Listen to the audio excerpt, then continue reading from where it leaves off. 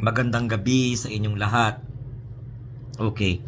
So, mag-divert muna ako ng topics kasi bago ako pumasok sa political vlogging, ganito man talaga ang isa sa mga ginayaw-yaw ko sa social media, tapos pinagtatawanan na ako ng mga tao noon. Yung tungkol po sa mga Illuminati, mga secret society, mga deep state, shadow government, at mga dark wave, kung ano pang mga kababalaghan na mga nangyayari, yung seen and unseen creatures. So isa yan sa mga pinag-uusapan natin before. Kaya lang natingga tayo dito sa politics because una-una we are a loyalist and syempre Marcos supporter tayo. Pero ito yung nakakabahala dahil bingi at bulag ang mga tao talaga sa mga ganito. So ngayon, bumabalik yung usapan ng mga undescribable and unexplained conspiracy theory related po sa mga Illuminati, satanic at saka demonic na mga rituals and traditions. At kung titingnan po ninyo, i-research ninyo sa YouTube, i-research ninyo sa Google, itong si Epstein. Tapos, pag-aralan ninyo yung Epstein files.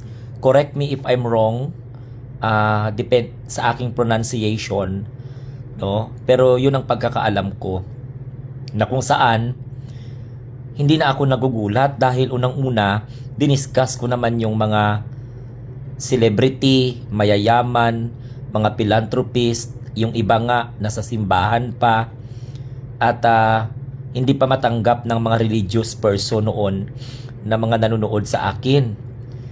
So itong mga celebrity, mga elite, mga billionaire, mga sikat na mga pangalan from Rockefeller, lahat, no, in a business world, in politics, health organizations, lahat-lahat talaga. Masonic, ang dami, no? Ang daming mga nagsasanga-sanga yan, basta conspiracy theory. Ngayon, bumulaga na naman na kung saan may mga taong namatay na pero buhay pa. May mga taong nabubuhay pa pero matagal na palang namatay. Iko-connect mo sa issue ng alien, wealth of the nation, divine providence, ang dami-dami. And ililink mo pa sa global currency receipt, and ililink mo pa sa mga gold deposit, United States Treasury, Declaration of Independence, World Bank. So yun po yung mga dinidiscuss natin noong mga nakaraan. Pero ito talaga yung mga nakakagulat dahil ang mga tao bulag at bingi sa ganyang klase kasi akala talaga nila conspiracy theory lang. Pag sinabi nating theory, subject to be proven. But there are theories who already theorized, no? Tandaan natin na sa mundo, hindi lang tayo na mga nakikita ang nandito. Meron pong puwersa ng mga unseen creatures.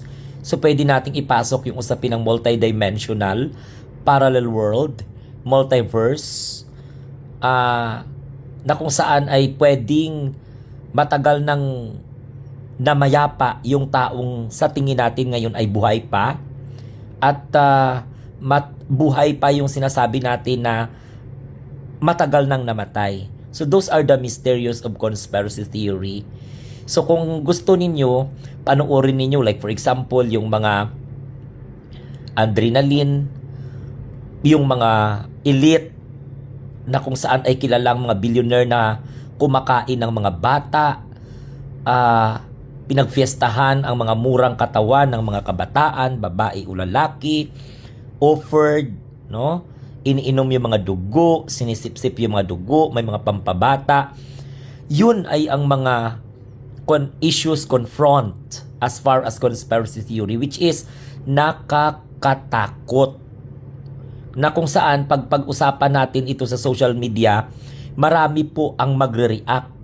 Pwedeng maaari tayong tawaging baliw because I experienced that once in a while or once for a while. Na kung correct man yung English ko, pero na-experience natin yan from the past.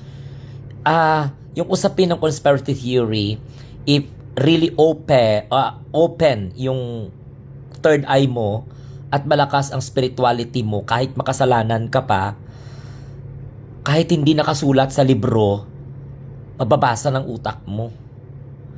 So, panoorin niyo yung Epstein Files dahil siya yung taong makapag-link ng mga conspiracy theory na maaring ikakabigla mo, ikakasakit ng ulo mo, ikakadismaya mo sa mundo. Basta ang dami-dami. Nakakatakot dahil ang libo-libong kabataan na ang sinisipsip ang mga dugo, kinakain ng mga kilala po natin ng mga personalidad na pag ibanggit natin yung mga pangalan, sabihin tayong baliw dahil hindi ka panipaniwala. Pero ngayon, lumalabas na po yan. Bumabalik na po yan. Itong si Epstein, matagal na itong patay. Pero nakikita siya sa mga lugar na kung saan particularly lugar ng mga Jews. Kasi may mga kaibigan siya doon. So if you want to verify what I am talking, just go to the Epstein Files. Nakakatakot, nakakatuwa, nakakarimarim, nakakagulat, nakakabigla, nakakabahala. Lahat-lahat na ng emotion, makukuha mo yon. Pero, my advice is, the moment na nabasa po ninyo yan, patatagin nyo ang sarili nyo kay maaaring masira yung relasyon ninyo sa simbahan, masisira yung relasyon ninyo sa komunidad, even though sa iyong pamilya. Basta, get ready for that. Basahin nyo, panuorin nyo, unawain nyo, intindihin nyo. Yun lang ang clue Epstein Files. Lahat ng binanggit ko kanina, madidiscover nyo dyan.